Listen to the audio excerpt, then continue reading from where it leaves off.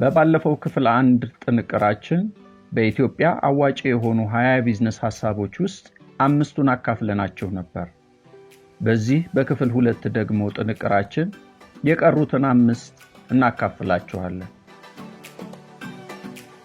6 የምክር አገልግሎት።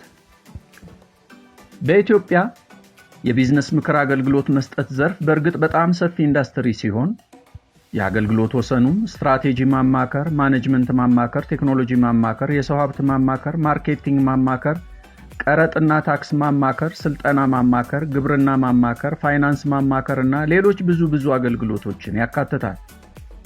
የንግድ ድርጅቶች ለሚያጋጥማቸው የሥራ ላይ ችግሮች መፍትሄው ሶስተኛ ወገን የምክር አገልግሎትን በቅጥር ወይም በኮንትራት ማግኘት ሊሆን ይችላል። በኢትዮጵያ አማካሪ ለመሆን ዝቅተኛው መስፈርት ጥሩ የማሰልጠን ክህሎት፣ በቴክኖሎጂ የታገዘ አተገባበርን ማወቅ፣ የሥራ ሂደቱን የመተንተን ጥሩ ግንዛቤ፣ የስትራቴጂ ግንባታ ክህሎትና የሥራ ትግበራን የማሻሻል ችሎታ ናቸው። በኢትዮጵያ ይህንን አገልግሎት የሚሰጡ ብዙ ብሩህና ተወዳጅ የሆኑ ባለሙያዎች አሉ። አያሌ የቢዝነስ ሰዎች በኢትዮጵያ ያለውን የተጨናነቀ የቢዝነስ ከባቢ በአግባቡ የሚረዱና እንዴት መወጣት እንደሚቻል የሚያውቁ አማካሪዎች ይፈልጋሉ። ስለሆነም ይህንን ስኬታማ ቢዝነስ በጣም አነስተኛ በሚባል ካፒታል ወይም የመጀመሪያ ወጪ ላይ መሰማራት ትችላላችሁ። ዓለም አቀፍ አማካሪ ድርጅቶች የአገልግሎት ዋጋቸው በጣም ውድ ነው። ይህም በመሆኑ ተመሳሳይ አገልግሎቶችን በተመሳሳይ ዋጋ ለድርጅቶች ማቅረብ የሚችል አዲስ አገር በቀል ድርጅት በጣም ተወዳዳሪ ሆኖ ሊወጣና ከፍተኛውን የገበያ ድርሻ ሊወስድ ይችላል። ይህም ለኢትዮጵያ አማካሪ ድርጅቶች ተጨማሪ ሰፊ የሥራ ስፍራ በመሆኑ ይህንን የገበያ ክፍተት በተመጣጣኝ ዋጋ መሙላት ይችላሉ።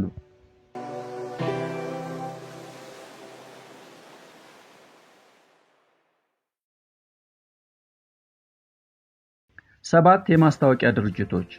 በኢትዮጵያ የማስታወቂያ ድርጅቶች ከንግድ ድርጅቶች የሚያስከፍሉት ዋጋ ከጊዜ ወደ ጊዜ ከፍተኛ የዋጋ ጭማሪ እያሳየ ነው። በ2016 በኢትዮጵያ ከ1000 ጥቂት ዘለግ የሚሉ የንግድ ፈቃድ ያወጡ የማስታወቂያ ድርጅቶች ነበሩ። እነርሱ ደግሞ በመቶ ሺዎች የሚቆጠሩ ድርጅቶች አገልግሎታቸውን ያቀርባሉ። ካሉት የንግድ ድርጅቶች አንጻር የማስታወቂያ ድርጅቶች ቁጥራቸው በጣም አናሳ የሚባል ነው። ምንም እንኳን የድርጅቶቹ ቁጥር ከዕለት ወደ ዕለት እየጨመረ ቢሆንም የማስታወቂያ ድርጅቶች ለደንበኞቻቸው የሚያቀርቡት ዋጋ ግን በየጊዜው እየቀነሰ አይደለም። በምትኩ ቀስ በቀስ እየጨመረ ነው።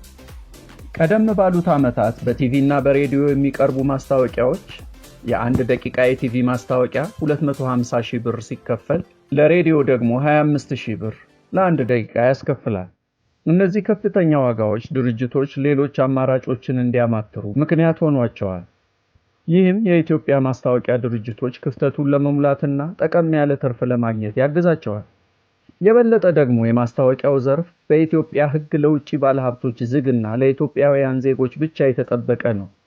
በዚህም ኢትዮጵያውያንና ትውልደ ኢትዮጵያዊ የሆኑ ዜጎች ብቻ በዘርፉ እንዲሰማሩ ሕጉ ይደነግጋል። ምንም እንኳን የውጭ ሀገራት ዜጎች በውስጥ ስራው ላይ ተሳትፎ ቢያደርጉም ስራው ግን በኢትዮጵያዊ የማስታወቂያ ድርጅት ባለቤትነት በኩል ይከወናል።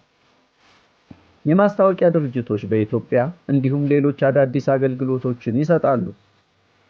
ለምሳሌ የገበያ ጥናት፣ ስትራቴጂ ግንባታ፣ የህዝብ ግንኙነት አገልግሎትን ጨምረው።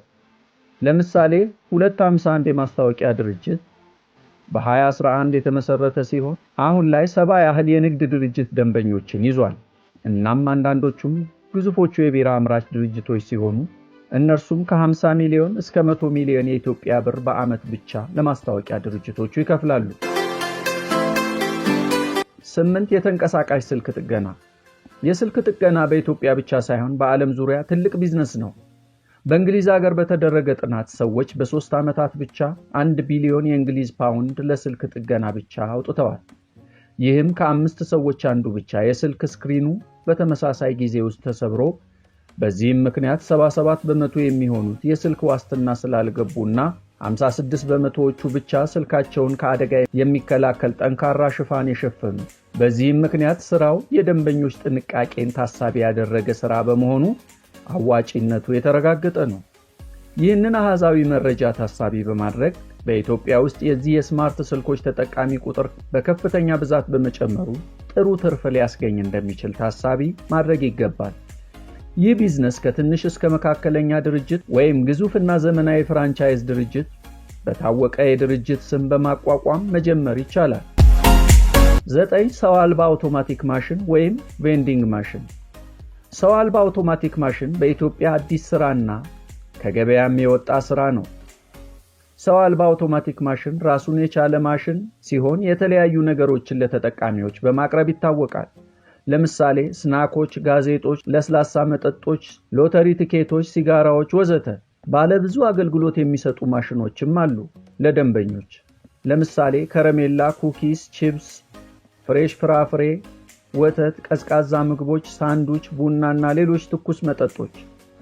በኢትዮጵያ እየጨመረ ያለውን የደንበኞች ፈጣን ስናኮች፣ ቺፕሶችን ፍላጎት ለማሟላት ግለሰቦች ትኩስ ቺፕሶችን የሚያቀርቡ ማሽኖችን ማዘጋጀት ይችላሉ። የመጀመሪያ ወጪውም ዝቅተኛ ነው። ብዙዎቹ ማሽኖች ቻይና ስሪትና ስራውን ለማስኬድም የሚያስፈልገው በየጊዜው ማሽኖቹን መፈተሽና የታቀደ ጥገና ነው። ለምሳሌ ስዊፍት ሚዲያ የተባለ ቢዝነስ ድርጅት የፊልም ማሽን ከቻይና በ50,000 ብር አስመጥቶ 85,000 ብር ይሸጣል። የራሳቸውን የፊልም ማሽን ተክለው ፊልም የሚያከራዩ ማዕከላት በከተማው ውስጥ ላሉ በማቅረብና ክፍተቱን በመሙላት እና ማሽኑን ከውጭ አስመጥተው በመሸጥ ላይ ይገኛሉ። ስዊፍት ሚዲያ እስካሁን ማሽኖቻቸውን በአዲስ አበባ በ5 የተለያዩ ቦታዎች በመትከል በፍላሽ ዲስክ ለሚወሰዱ ፊልሞች ከ25 ብር ወይም እስከ 300 ብር ድረስ ለተከታታይ ፊልሞች ያስከፍላሉ። 10 ሪል ስቴት። በኢትዮጵያ የትኛዎቹም የቢዝነስ ዕድሎች ያለ ሪል ስቴት ጉልበት ምሉዕ ዝርዝር መሆን አይችሉም። በኢትዮጵያ የሪል ስቴት ቢዝነስ በአዲስ አበባ ብቻ ሳይሆን በመላው አገሪቷ በከፍተኛ ደረጃ እየተቀጣጠለ ያለ ቢዝነስ ነው። ከፈጣን ከተሜነት ጉዞና ዜጎች ባለባቸው ከባድ የመኖሪያ ቤት ችግር ምክንያት ሪል ስቴት የአገር ውስጥንም ሆነ የውጭ ኢንቨስተሮችን እዚህ ሥራ ላይ ሀብታቸውን እንዲያፈሱ አድርጓቸዋል። የሪል ስቴት ቢዝነስ ላለፉት 10 ዓመታት ያህል ለኢትዮጵያ የሀገር ውስጥ እድገት ከ12.5 በመቶ በላይ አስተዋጽኦ አድርጓል። የውጭ ኢንቨስተሮች ገበያውን እየመሩት ነው። ለዚህ ደግሞ ዋናው ምክንያት ደንበኞች ስራውን ተረጋግተውና በግልጽነት የሚሰሩ ሪል ስቴት አልሚዎችን መምረጣቸውና የሀገር ውስጥ አልሚዎች ተጨማሪ ዋጋ በመጠየቅና ቤቶቹን ገንብተው ጨርሰው ለማስረከብ ስለሚዘገዩ ስራው ድካም አብዝቶባቸዋል። የሪል ስቴትን ስራ መስራት ብቻ ሳይሆን ቤቱን ገዝቶም ከ6 ወራት እስከ 1 ዓመት ድረስ በማከራየት መልሶ ለሌላ ተጠቃሚ መሸጥ በራሱ አትራፊ ቢዝነስ ነው። በኢትዮጵያ የቤትና የመሬት ዋጋዎች በዓመት 50 በመቶ የበለጠ እያደጉ ነው። እናም ስለሆነም በበለጸጉት አካባቢዎች ቤት ከመግዛት የበለጠ በኢትዮጵያ መግዛት ርካሽ በመሆኑ አዋጪ ቢዝነስ ነው። ለምሳሌ ቦሌ አካባቢ ከ2 ዓመታት በፊት የ500 ሜትር ካሬ ቦታ 13,500,000 እስከ 27 ሚሊዮን ብር ድረስ ይሸጣል። መርካቶ አካባቢ ሲሆን ደግሞ ተመሳሳይ መጠን ያለው መሬት 189 ሚሊዮን ብር ያወጣል።